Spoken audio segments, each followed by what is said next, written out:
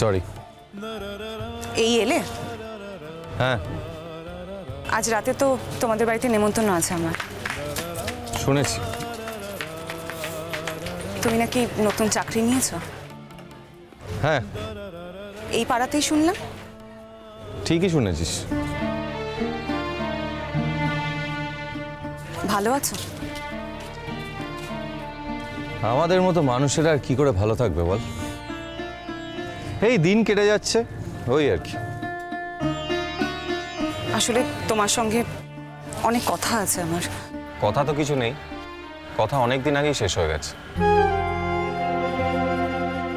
আমার জানার কোনো আগ্রহ নেই। কেন, কি হলো সেসব কিছু জানতে চাইবে না? আগ্রহ নেই তাই। কেন? আমি হয়তো খানিকটা আন্দাজ করতে পেরেছি মুন্নি। তুমি কিছুই আন্দাজ করতে পারো না। এতগুলো দিন তোমাকে সময় দিয়েছিলাম, কিচ্ছু করতে পেরেছো? সেই আমি তো একটা বেকার বাউন্ডুলে ছেলে, অপদার্থ, তাই তুই আমাকে ছেড়ে চলে গেছিস। কিন্তু তাই জন্য আমি কোনো নালিশ করিনি, কোনো অভিযোগ করেছি তোর কাছে?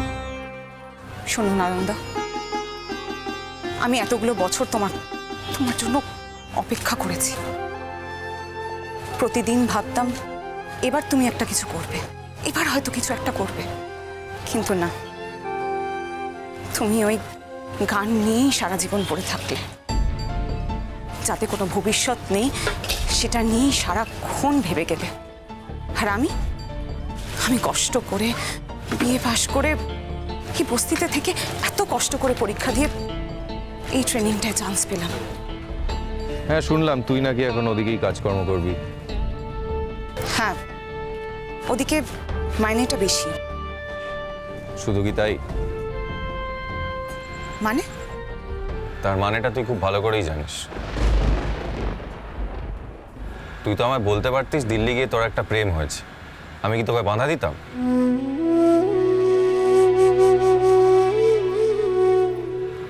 আসলে কি জানিস তো, এই বস্তিতে কোনো কথাই চাপা থাকে না, সবাই সব জানে মুন্নি। আমিও পুরোটাই জানি মুন্নি।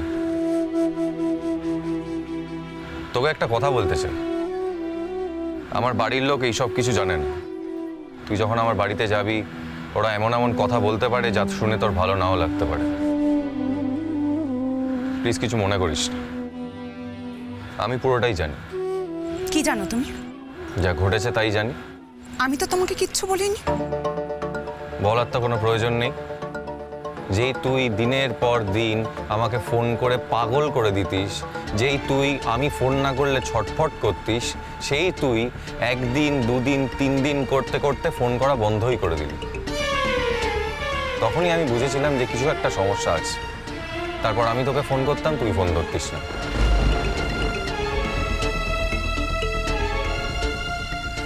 আমি ক্লাসে থাকতাম, আর আমি তো ওখানে বসে থাকতে যাইনি, আমাকে কাজ করতে হতো। হ্যাঁ, সেটা ঠিকই, তুই কাজ করতে গেছিলি। দেখ, তার জন্য তো আমি তোকে দোষী করছি না, করেছি বল? আমি তোকে কোনোদিন কিচ্ছু বলেছি? কি জানিস মুন্নি, কাউকে জোর করে ধরে রাখা যায় না, যার যাওয়ার সে চলে যাবে। আর আজকে যাকে মনে হয় যে সে ছাড়া আমার জীবন বৃথা, কালকেই দেখবি সে কিরকম একটা মূল্যহীন হয়ে গেছে। তোর সঙ্গেও তাই হয়েছে, তোর কাছে আমি এখন মূল্যহীন। আর মূল্য দিবিই বা কেন? আমার কাছে কি বা আছে, আমি কি করেছি বল? সত্যি তো, তুই এতগুলো বছর আমার জন্য অপেক্ষা করে দেখেছিস, আমি কিচ্ছু করিনি।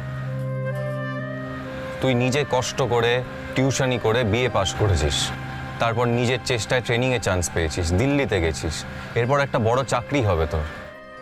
দেখ মুন্নি, আমিও চাই না যে তুই তোর জীবনটা আমার সঙ্গে আর জড়াস। আমার কারোর সঙ্গেই প্রেম টেম নেই, এসব তুমি ভুল জানো। দেখ, তোর কারোর সঙ্গে প্রেম থাক বা না থাক, তুই আর আমার কাছে নেই। তুই তো আর আমার নোস মুন্নি।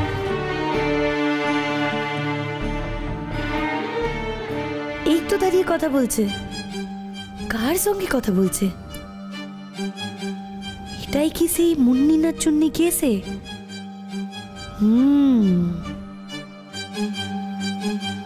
বোধহয় তার সাথে ইন্টু পিন্টু আছে। কে জানে বাবা, ডাকবো? না ডাকলে বলবোই বা কি করে? আমাকে তো আবার ঘরে যেতে হবে, দেরি হয়ে যাচ্ছে। কি বলছে শুনি তো। দেখ, তুই কারোর সঙ্গে প্রেম করিস বা নাই করিস সেটা আমার কাছে কোনো ব্যাপার না, কিন্তু তুই আর আমার নেই, এটা তো ঠিক।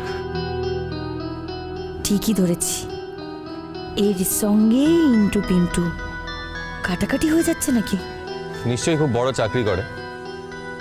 সরকারি চাকরি করে। ব্যাস, তাহলে তো আর চিন্তার কিছু নেই, একেবারে নিশ্চিন্ত জীবন।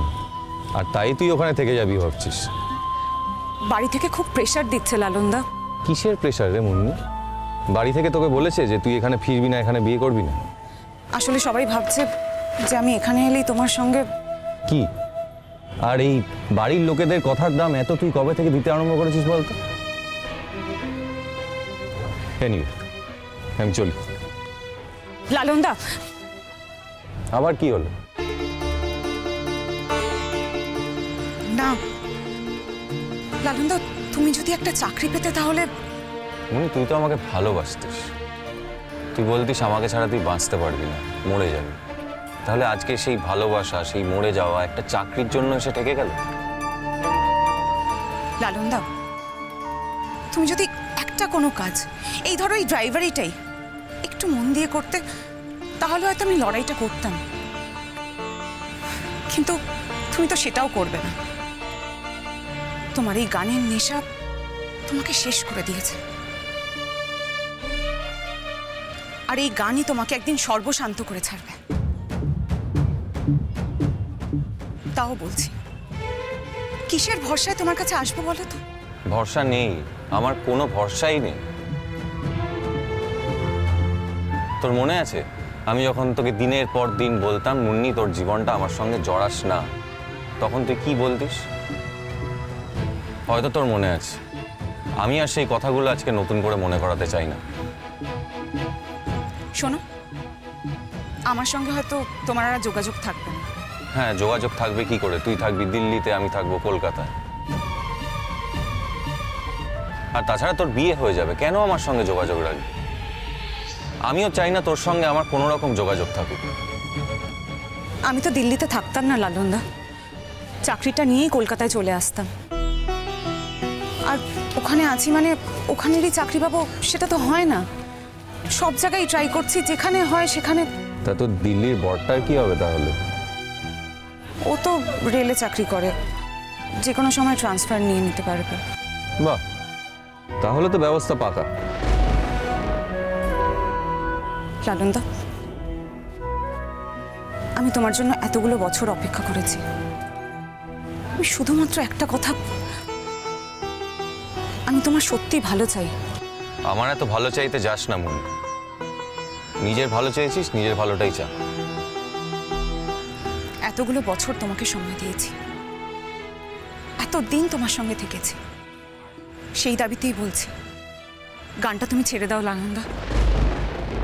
এই কথা তুই আগেও অনেকবার আমাকে বলেছিস, আমি কি শুনেছি? তাহলে তুই কি করে ভাবছিস যে আজকে এই পরিস্থিতিতে দাঁড়িয়ে এই কথাটা আমি শুনবো? তোমার ভালোর জন্যই বলছি। আবার বলছি, নিজের ভালোটা চা, আমার ভালো তোকে আর দেখতে হবে না। জেঠু এবার কতদিন সংসার টানবে বলো তো?